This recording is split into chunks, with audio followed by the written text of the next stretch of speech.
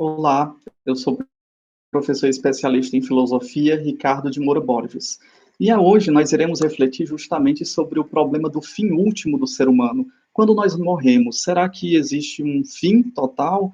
Como é que os filósofos, os pensadores refletem sobre essa questão do nosso breve existir? Então nós temos três soluções apontadas. Nós percebemos que a extinção do ser humano se dá com a morte, né? Nós não conseguimos mais produzir ou refletir ou se situar no mundo a partir da nossa finalidade, do nosso fim, da nossa existência, e a morte não somente no fim do corpo, como de todo ser do homem e a alma inclusive. Quem vai refletir justamente sobre isso, que não é apenas o corpo que se esvai, mas também a alma, é a tese dos pensadores como Feuerbach, o Karl Marx, o Augusto Comte, o Friedrich Nietzsche. Então, eles vão defender uma tese de que existe um materialismo, e é um materialismo justamente que se justifica por si só. Então, defendida pela maior parte dos existencialistas, dos neopositivistas, dos materialistas, marxistas e estruturalistas. Essa tese, ela avançada no campo filosófico, ela foi primeiramente abordada pelo Pitágoras, pelo Sócrates, pelo Platão, e foi em seguida foi retomada, foi desenvolvida com ampla argumentação por quase todos os filósofos medievais e também os filósofos modernos. E aí nós vamos ver aqui alguns argumentos sugestivos em relação sobre a nossa existência, se ela se finda nesse mundo material ou se ela dá continuidade. Então nós temos os argumentos mais sugestivos, né, a favor da imortalidade da alma, tendo em vista que os primeiros citados, como Feuerbach, o Marx, o Nietzsche, eles já colocam o fim da existência na própria existência. Então, quando deixamos de existir, morremos por completo, o que fica justamente são as nossas ideias, nossos pensamentos, aquilo que nós fizemos, né, de bom, de ruim, todos os nossos atos, eles ficam como lembranças para esses pensadores. Já esses próximos que nós iremos citar, eles pontuam uma dualidade entre corpo e alma, e existe sim a imortalidade da alma. Por exemplo, nós podemos ver o argumento do Platão. Ele é baseado no conhecimento que a alma ela vai possuindo, ela vai atingindo ideias das quais nós não conseguimos apenas no plano material. Por exemplo, nós vivemos durante o nosso existir e nós sabemos ou entendemos o que é o bem, o que é a justiça, o que é o verdadeiro, o que é o justo, o que é o santo, o que é o sublime. Nós temos essas ideias, essas compreensões, mas nós percebemos que a nossa materialidade, ela não chega, ela não alcança essa totalidade. Então, a nossa alma, ela existe justamente para dizer ou para demonstrar que existe algo além desse mundo corpóreo. Este conhecimento, ele vai se afastando dos sentidos, né? O Platão, ele vai valorizando o conhecimento intelectivo, e os neoplatônicos também a questão da oração, do êxtase, do contato com o divino, principalmente nós encontramos no Plotino. E o espírito possui, portanto, uma vida própria, que se desenvolve sozinho e é independente do corpo, né? No Platão nós encontramos essa dualidade entre corpo e alma, e vai se desenvolvendo justamente cada vez mais o espírito. Ao cumprir a sua busca, a alma lança-se em direção àquilo que é puro, eterno, imortal e sempre igual a si mesmo. Então, na perspectiva platônica, quando nós nos tornamos filósofos, o Platão diz que a partir dos 40 anos nós vamos conseguindo a maturidade intelectiva para ir alcançando e desenvolvendo as potencialidades da alma, né, do nosso intelecto, porque as nossas paixões vão cessando.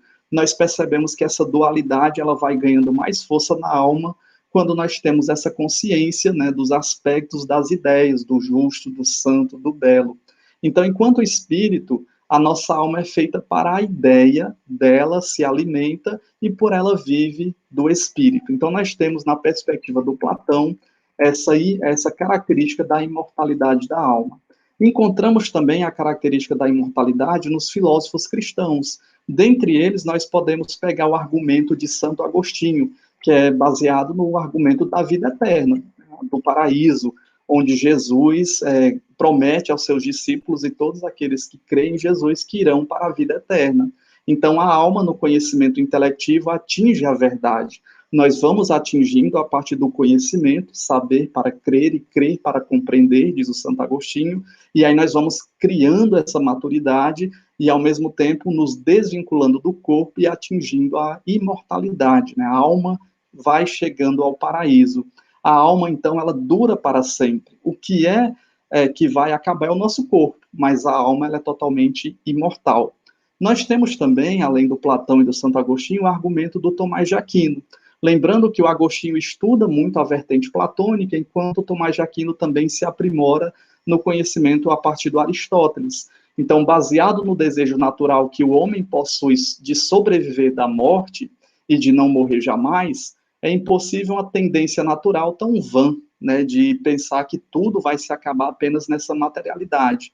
O homem anseia por natureza a perdurar perpetuamente. E isso, né, desde a criação, desde o surgimento dos humanos, nós temos essa necessidade inerente no ser humano de perpetuar, de perdurar perpetuamente, para sempre. O homem logra a perpetualidade em seu lado espiritual, ou seja, a nossa alma, pela qual percebe o ser absolutamente conforme cada momento. Então, ele também vai trazendo o argumento, mesmo partindo da questão mais empírica, mas perceber que o homem, já que a alma e corpo estão ligadas na mesma substância, o homem, a alma, ela tem essa característica da imortalidade, né, no pensamento de Tomás de Aquino.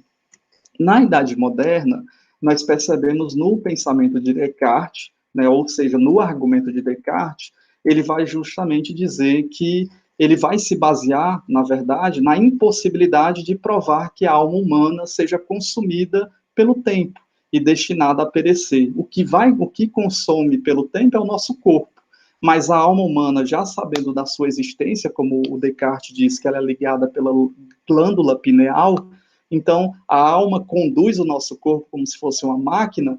Nós não temos a capacidade de provar que ela vai ser consumida pelo tempo. E se ela não é consumida pelo tempo, então ela é eterna, ela é imortal. Nós percebemos, com o avanço da filosofia, há uma centralidade nessa posição agnóstica. E a partir dos agnósticos, nós nos remetemos, claro, ao Hume e ao Kant, e vemos que a posição daqueles que se consideram que o problema da sobrevivência do homem após a morte do corpo, ela seja insolúvel, já que nós não conseguimos, de fato, por meio científico ou racional, captar a existência da alma, ou também a não existência da alma.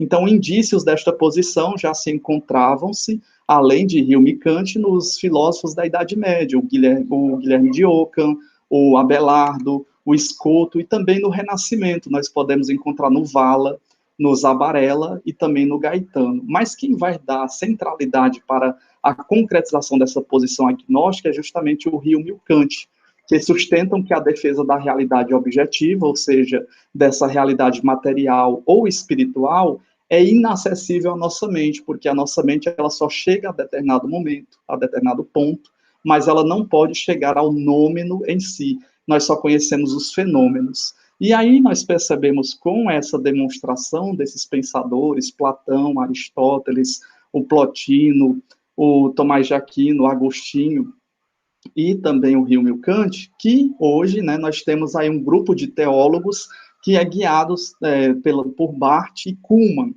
Né, esses dois teólogos também vão trazendo essa vertente filosófica e, ao mesmo tempo, eles fazem uma dura crítica, porque eles consideram que a teoria da imortalidade da alma é uma teoria totalmente incompatível com a revelação bíblica. E até existe uma briga muito grande entre teólogos e filósofos, porque esses dois pensadores, né, o Barth e o Kuhlmann, eles consideram que o cristianismo primitivo, nascente, né, com as primeiras comunidades cristãs, tornou-se culpado de um erro imperdoável, no momento em que traduziu da doutrina bíblica de ressurreição dos mortos na teoria grega da imortalidade da alma. Então, nós percebemos também essa distinção e perceber que a cultura grega, ao falar da imortalidade da alma, ela passou pela Idade Média por um processo que podemos chamar de cristianização. E esses teólogos, o Kuhlmann e o Barth, eles vão justamente ser críticos ácidos desse posicionamento, ao dizer que na cultura judaica e na cultura cristã, o termo ressurreição é muito diferente daquilo que se pregava sobre a imortalidade da alma pelos pensadores gregos. Mas quando nós vamos estudar justamente Agostinho, Tomás de Aquino, dentre outros, nós vemos esse processo de cristianização da cultura grega a partir do viés bíblico. Então, nós encerramos por aqui sobre essa reflexão a partir da questão da alma e do corpo, sobre o fim último do ser humano, e nós nos encontraremos na próxima reflexão sobre a reflexão do significado da autotranscendência. Então, muito obrigado por assistir esse vídeo. Eu sou professor especialista em filosofia, Ricardo de Moura Borges.